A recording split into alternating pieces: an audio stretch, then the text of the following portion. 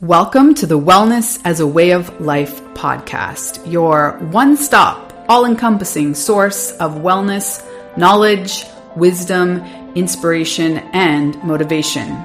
Here we teach you why not all wellness trends are for you, how to figure out which ones are, how to best adapt them for your personal wellness toolbox, and how ultimately to integrate your wellness practices so fully that they become to feel like brushing your teeth. A foundational part of who you are and not a check mark on your to-do list. This week on the podcast, we are diving into rejection as redirection with Caitlin Spears. She is a certified health and nutrition coach, fitness coach, and founder of Complete by Caitlin. At 18, she was rejected from the show America's Next Top Model, which affected her relationship with her body and food. She went on to have a successful modeling career and became a certified health and nutrition coach. Caitlin's mission is to empower individuals to feel healthy and confident, focusing on physical well-being and self-realization. She holds certifications from IIN, Institute of Integrative Nutrition, Precision Nutrition, and ACE Fitness. So excited to have her on the podcast. Let's dive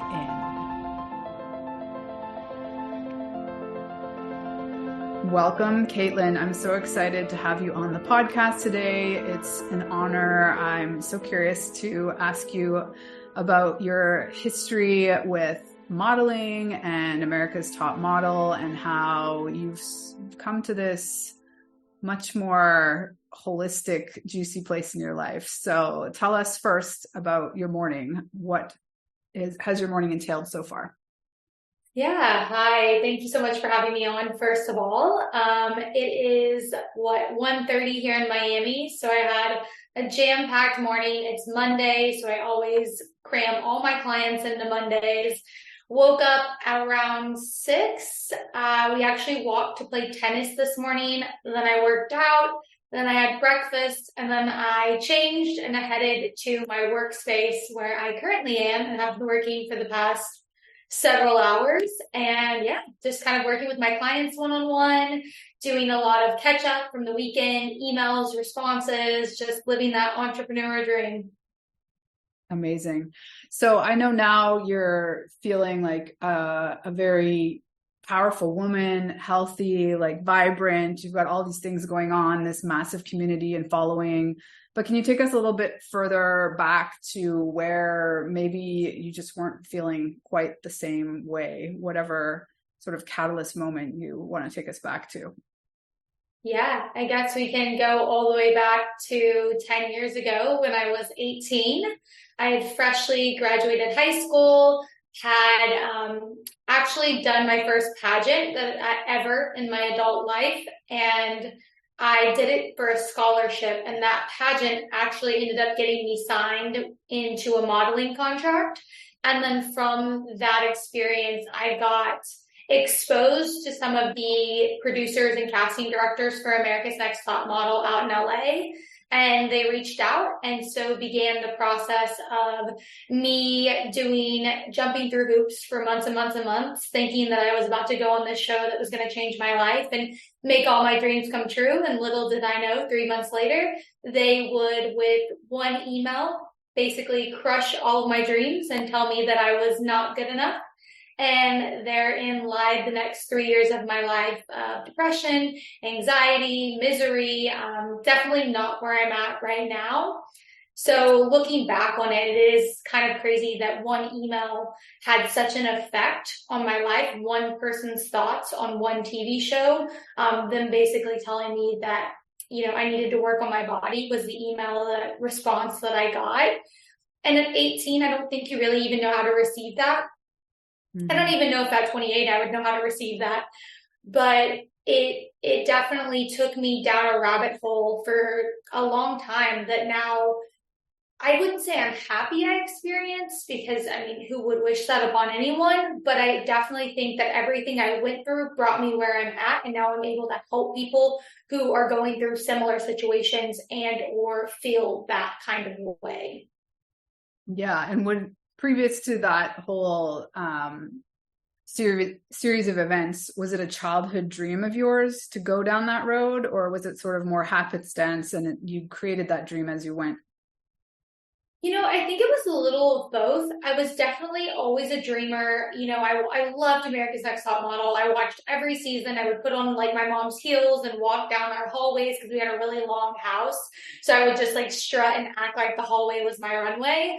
So I think it was a dream of mine, but I don't know. I grew up on a cow farm in a town of 2,500 people in the middle of Oklahoma. So Walmart was 45 minutes away. I just want to give everyone like a geographical reference of where I lived. So in my mind, it was a dream, but it didn't seem like something that would land on my doorstep at 18 years old. It wasn't like I was out there searching for it. You know what I mean? Mm-hmm. So when it happened, it felt like the universe, divine intervention was like playing in my favor. And then it was like, just kidding. We're taking it all away from you. Yeah. So when do you feel like you picked up the thread of sort of redirection and started taking a more empowerative narrative from that really hard lesson? I think it was 3 years later. I think I was somewhere between 21 and 22. I had gone to college. I hated it. I hated every minute of it. I graduated high school with honors, but in college, I was literally failing classes because I didn't want to go. It wasn't supposed to be I wasn't supposed to be there. But that was what everyone around me told me that I had to do. If you can't do this, then you have to go to college. You have to get a degree. Like you've got to do something with your life. And so I think I was just so down on myself after someone told me that I wasn't good enough. I didn't feel confident enough to leave college and go out on my own and do something else. So I just kind of stuck with the straight and narrow. But about 3 years in, after, really, I switched colleges 3 times.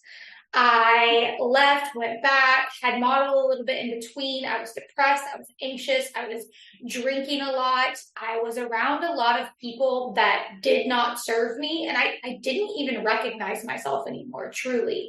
It was like I was hiding from myself and trying to morph into someone that wasn't me to fit in with people that were around me. And I got to this point. I just remember one day waking up and thinking, oh, I'm going to go, I feel awful today. And I told myself, I'm like, you have two choices today. You either stay here where you've been for the past 3 years, miserable, depressed, anxious, and not doing anything with your life, or you take one action today that has the potential to change your life tomorrow and the next day and the years ahead. And I think I just reached a point where I said enough was enough. And I stopped being the victim. I started showing up for myself again. I stopped letting what other people thought about me or thought I needed to do control my life. And day by day by day, I rebuilt myself up. Yeah. So were there any key mentors or maybe podcast books at the time, way back when, that for you, it was like, singing counter status quo narrative that really resonated with you? The first thing I remember when I was getting back on my journey was back in the day, Kayla's Fitness, who now she's the owner of like the Sweat app. She was kind of one of the original fitness influencers before influencing was even a thing. But she sold this book that you could print out, this like PDF book, and it was like super thick. But her workouts and her way of teaching was so fun. It didn't feel like it was stressful or like, oh, you hate your body, so you're working out because you hate your body. Or it felt like she started to teach me how to love my body again, how to move my body in the correct way, and how to show up for myself. I saw this strong, independent woman out there creating this brand and this dream and teaching women like myself that felt like I was at the very bottom how to get up, how to move your body, how to feel better. And I'll never forget that PDF book that I printed out and put it in a 3-ring folder. And I like every day would read a different part and start a different workout. And it was just fun and inspiring. And I really looked up to her. I love that. Can you take us back for a second? Because you did mention that you were drinking a lot. What did you mean? Like, what does that look like for you? And is that just because you were hanging around people that solved not feeling their best with alcohol, or what was the situation there? I think I could blame everybody else. I could be the victim, but it was me. It was me choosing to be around people that was where they were at in their life. It was me being really, really sad about where I was at in my life. It was me being depressed and anxious. I dealt with a lot of issues with my family, issues from childhood, issues with, body dysmorphia in the modeling industry. And instead of dealing with it, I just drank. Instead of dealing with what was at hand every single day and coping with it correctly, I coped through alcohol. And that's just, I wouldn't wish that upon anybody, because there's so much regret that comes from that. I don't take it back, because again, I would never take back anything, because I think we have to go through everything in our life, but there was a lot of regret built into those moments. Yeah, I can really relate. I mean, I was a high functioning alcoholic for probably 2 decades. I'm 5 years sober now. But it was really a conscious shift. In my 20s and 30s, I was looking to numb. And then now my priority is clarity. So what are you doing for yourself on the day-to-day to sort of foster clarity and, being in a better mood, being less anxious, all these things that I know you do probably without thinking at this point? Yeah, I think it starts with getting a good night's sleep, because it's really, really hard to function at the level you want to or need to function at every single day if you're not getting quality sleep. So for me, it really starts with winding down at night properly, disconnecting from social media, disconnecting from stimulants, reading a book, taking a hot shower. It's little things that you don't even think about, your skincare routines, your gratitude practice. I do 3 minutes of gratitude at night and 3 minutes of gratitude in the morning every single day, because gratitude really helps me to stay grounded in my day and to feel better. And it's something so simple. You don't need to take an hour out of your day. It's 3 minutes. Mm-hmm. And so building in those sustainable habits of gratitude and self-care and reading more over scrolling through social media, because all of those stimulants, as soon as you wake up, and all of those stimulants right before you go to bed, are leading us into a world of people that don't feel good. They don't feel good because they're not sleeping good. They're stressed. They're comparing themselves all the time. So I think my number one recommendation for all of my clients that I work with is decompressing from stimulants a little bit. Yeah, you're preaching to the choir. I totally agree. What's your take these days on exercise? I'm guessing that you encourage women to work out because they love their bodies, not because they're comparing to somebody else on social media, or, maybe a dark, horrible email they got when they were 18. Yeah, I promote movement as self-care versus something that you do to, look a certain way. Instead, I want you to feel a certain way. I want you to feel good. I want you to get those good endorphins. And I want you to look at working out and moving your body as self-care. For me, I don't do anything crazy. 3 to 5 days a week, depending on my schedule, I usually do an at-home Pilates style workout. That is it. It's nothing crazy. Usually it's 15 to 35 minutes. It's very easy, very low impact. I use ankle weights and 5 or 10 pound weights that I have at my house. It's so simple. And what I promote with my clients is do what you love. Workouts and movements, they're going to come in seasons. If you're anything like me, I get bored. I switch it up. I'll do Pilates for 6 months, and then I'm over that, and then I go into HIIT workouts for 6 months. You don't have to stay with something for the rest of your life. You're allowed to change, and you should change. If you want to try dance, try dance. It doesn't have to look like you going to the gym every day for you to be taking care of yourself. Yes, totally agree. All things that I say on a regular basis. This is awesome. So I love that you kind of called out that it doesn't need to have the sort of intensity that some expert fitness people might insist. So I talk a lot about less is more, A, and B, you really need to make it your own, and if you feel like you're living this life full of rules, at some point you're going to rebel, right? It needs to ebb and flow. To your point, like with your likes, your dislikes, the seasons, and also like the seasons of life. I work with lots of ranges of women. You hit motherhood too. Hanging out with your kids at the park and chasing them around the park is exercise, right? And so I really encourage women to look. I love that you said movement as well. Some people have sort of a knee-jerk reaction to the word exercise. And I think if we just bring more functional movement back into our day-to-day, it's so powerful. And yeah, what else do you like to recommend in terms of, how to look at self-care, maybe from a more bird's eye view that might be counter culture in the wellness industry? I think when we think of self-care, we think of these long drawn out routines that look so pretty because, everybody does their self-care routine on social media now. But self-care is really just taking care of yourself. It's any and every form of taking care of yourself, from fostering healthier relationships, like you were talking about with your kids or your partner. Like, that is self-care in itself. Mm-hmm. Whether it's waking up in the morning and having a cup of coffee, sitting outside in the sunlight, that is self-care. All going on a walk midday, that is self-care. Like, self-care, we've coined it to be this like idyllic thing that it's not. Self-care is just taking care of yourself.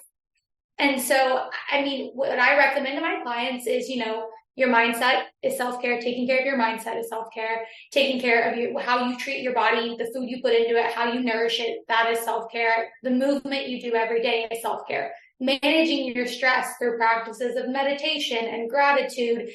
Taking care of your sleep, fostering a healthier sleep environment, that is also self-care. All of these things that you can do in small increments every day, that's your self-care routine. You don't have to have a 47-step skincare self-care routine that you do every day. You just have to live your life and take care of yourself.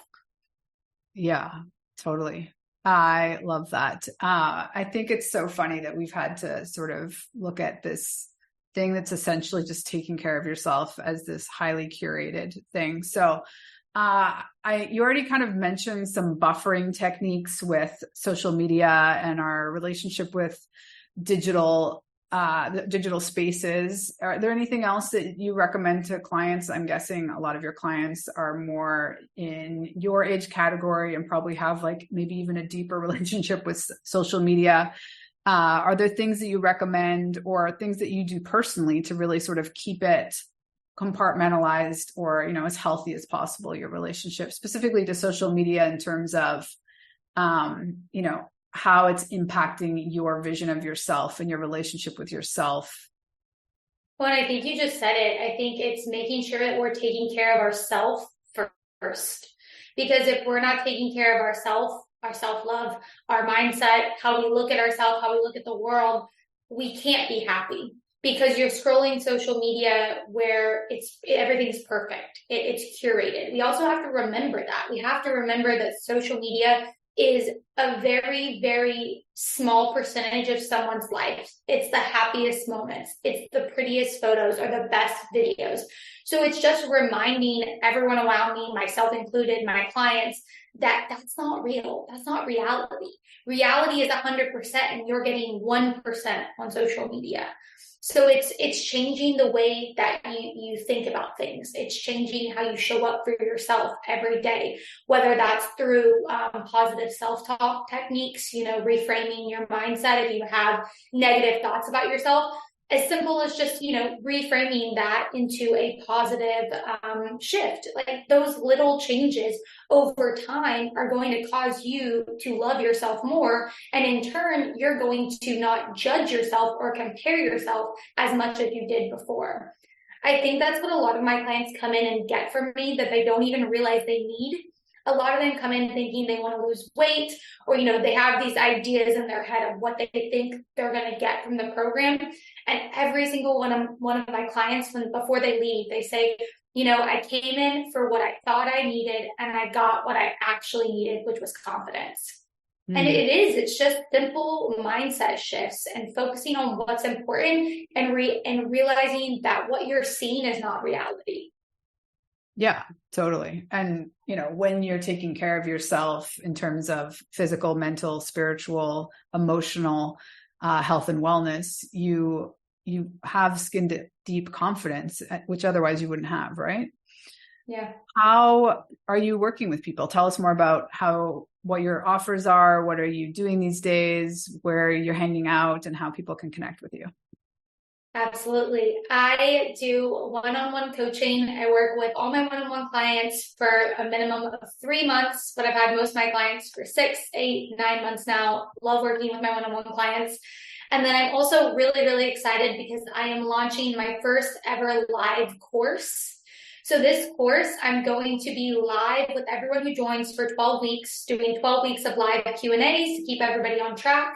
But basically, this course is going to teach everybody what my 4-step method is that I teach all of my one-on-one clients.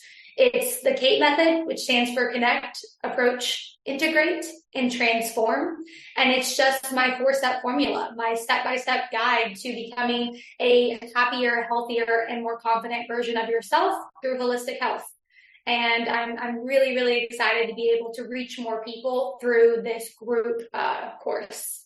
And that's it. I do one-on-one coaching and then the course. That's how you can get me. And then I have right now a free, I just created a free guide. It's a beginner's guide to holistic health. So if you're listening and you're not really even sure what holistic health is or what that could mean for you or how you could start implementing that into like small actionable steps every day right now, you can download my free guide. It's available on my website as well as on my social media. And I'm Caitlin Shea Spears on all social media platforms and CaitlinSpears.com on the website. Amazing. So we'll direct everyone to all those links. Is there somewhere in particular that you spend the most time or that's the best place to DM you? Yeah, Instagram is definitely the best place to connect with me. And if you just DM or comment the word ready, you will instantly get access to my free guide as well as information about all my programs I offer. Beautiful. I love the name of your method. That's brilliant and catchy and fun.